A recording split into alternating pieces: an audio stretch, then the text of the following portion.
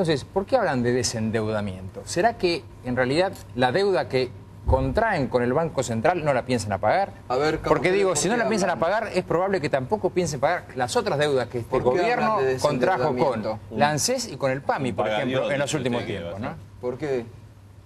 Porque, bueno, es el procedimiento similar al que se utilizó cuando se le pagó al Fondo Monetario Internacional. Es exactamente el mismo procedimiento. Habría que decir que en el 2003 la Argentina tenía, creo que 8.000 millones de dólares de reservas, y ahora tiene 47.000 y en el medio pagó 9.000 y pico, 9.500. Habría que decir además que hay 17.000 millones de excedentes en relación a lo que es la circulación monetaria y que esto va a afectar a menos de un tercio de ese excedente. Y habría que decir además que en la medida en que se utilicen esas reservas para pagar la deuda externa, en realidad lo que se liberan son recursos fiscales que podrían destinarse a mejorar la situación social, hacer escuelas, mejorar las cosas. No es excluyente es al revés, porque de lo contrario lo que se está haciendo es utilizar recursos fiscales para pagar deuda externa. Y en este caso se dejaría de utilizar recursos fiscales y se liberarían recursos fiscales. Así que creo que cumple el doble objetivo.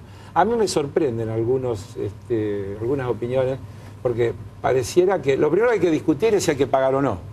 La Argentina hizo un default, tuvo una situación ya de default, hizo una quita fenomenal en su deuda, la más grande del mundo, creo, en términos porcentuales, refinanció plazos, tasas, etcétera, bajó el endeudamiento en relación al Producto Bruto de una manera fenomenal. ¿Cuánto teníamos al momento del default? 120, y tenemos 40 y pico. Es decir, que hay un verdadero proceso de desendeudamiento y esa deuda que se cancela deja de tener costo fiscal. Entonces yo creo que en el marco de una política determinada es una buena medida y creo que la reacción en este caso de los mercados posibilitará bajar el costo del crédito como está pasando para el Estado y para los privados, que no es un dato menor en un momento en el que todos hablan de desfinanciamiento, de falta de inversión, y una de las formas de facilitar la inversión es crear acceso a esos mercados que hoy están cerrados para la Argentina. La verdad es que el acceso a los mercados tiene que ver con una serie de políticas que tendríamos que afrontar seriamente y no con dar un nuevo manotazo, digo que es una réplica de un ejercicio ya usado por este gobierno. Y en segundo lugar, me parece que también es cierto, cuando uno habla del tema de las reservas, me parece que en estos 47.000 millones de los que se habla no se computan ni los préstamos de Basilea ni encajes en dólares, de modo tal que la estimación es bastante menor que estos 47.000 millones. Entonces, ¿y por qué me parece que los préstamos de Basilea no son reservas? Son absolutamente de libre disponibilidad. Son distintas fuentes de recursos con los que se conforman las reservas. No se puede mezclar las cosas, porque si tenemos que resolver todos los problemas para encarar uno, se convierte en un círculo vicioso que imposibilita tomar cualquier tipo de medida. Acá lo que estamos discutiendo y lo que se nos convoca para discutir es si esta medida ayuda o perjudica. Si empezamos a decir, ¿por qué no hacen esto? ¿Por qué no hacen aquello? ¿Por qué no hacen lo otro? Terminamos, y cuando hablamos de lo otro dicen, ¿por qué no hacen esto? ¿Y por qué no hacen lo otro? No salimos nunca, Pérez. Acá esta medida, la medida no ayuda, porque en el corto plazo parece que ayuda. En el mediano plazo convierte a este país en el país del manotazo. Eso es lo que digo. Y ese país del manotazo es un país imprevisible. Esta medida, si se utilizan las reservas para cancelar deuda, evita que se utilicen recursos fiscales para pagar deuda. Y esos recursos fiscales podrán ser utilizados para hacer escuelas, para atender la deuda interna. Porque de la otra manera lo que estaríamos diciendo es que no hay que pagar la deuda. Si alguien se hace cargo de decir eso, lo discutimos desde otro lugar.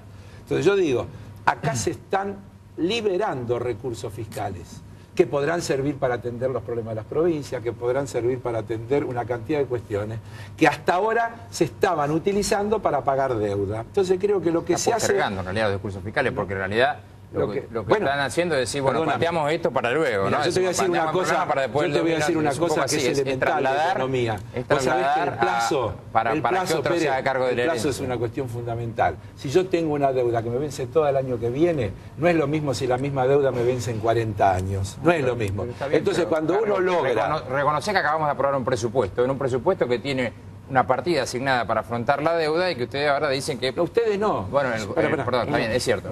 El gobierno, Yo estoy opinando el de lo que me Parlamento preguntaron. Nacional acaba de aprobar un presupuesto 2010 que tiene la asignación presupuestaria para afrontar la deuda. Entonces, lo que está claro es que esos recursos que el Parlamento aprobó estaban para el pago de la deuda. Muy bien, y si ahora se liberan, pero ¿es bueno o malo? No, lo que digo Ahí es... hay varias ¿qué se liberan, digamos? Se liberan en términos de Vuelvo a repetir. postergación de deuda. Esa liberación Es que yo tiene creo... problemas. ¿Puedo terminar de redondear la idea? No.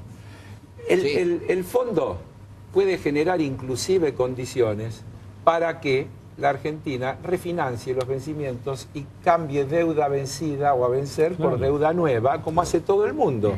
Y el fondo lo que está dando es garantía de sustentabilidad, porque ni siquiera está dicho que necesariamente tenga que ser utilizado. La inflación, ya, si uno toma los precios de los principales productos, está teniendo una aceleración brutal. ¿Por qué? Que la gente... ¿Por qué? Porque hay más dinero. No.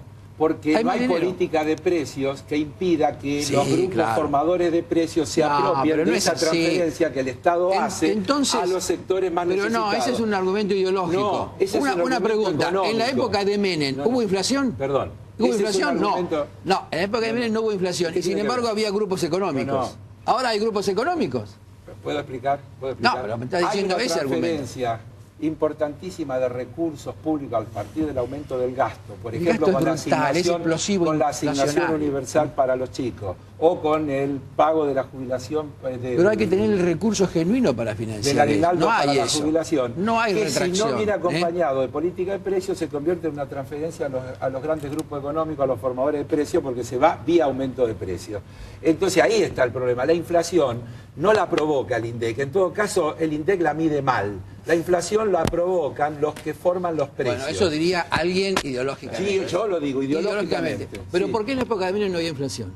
Estando los mismos grupos económicos que hay hoy. Porque los grupos económicos tenían acuerdos políticos pero donde las rentabilidades... Eso no existe, no existe tenemos ese un tipo de problema enorme con argumento. este tema, porque yo lo que creo es lo siguiente. El país ha disminuido el nivel inflacionario a partir de una retracción económica muy fuerte y a partir de una retracción del consumo muy clara. Ese es el motivo por el cual se ha disminuido la inflación en los últimos tiempos. Ahora, pongamos que el ingreso universal, que yo creo que además tendría que ser mejorado, porque tendría que ser verdaderamente universal, y otras políticas activas mejoraran el consumo, seguimos teniendo un problema. Si nosotros mejoramos el consumo y no mejoramos la situación de certeza para que haya inversiones, vamos a tener alta inflación. Entonces acá lo que tiene que haber es una lógica de mejorar la demanda, Recién mejorar el estabas consumo. en contra de la certeza. No, y estoy a favor de la certeza. Lo que digo es que para que se genere certeza, tiene que haber un país previsible. Y un país previsible es un país con reglas de juego claras, con sensatez. Entonces, la verdad es que estoy a favor de la certeza. Lo que digo es que esto que ustedes llaman la gran certeza de un fondo para pagar deuda no genera certeza. Lo que genera certeza son otras cuestiones que faltan en la política económica. ¿Quién dijo gran certeza? Sacá los adjetivos.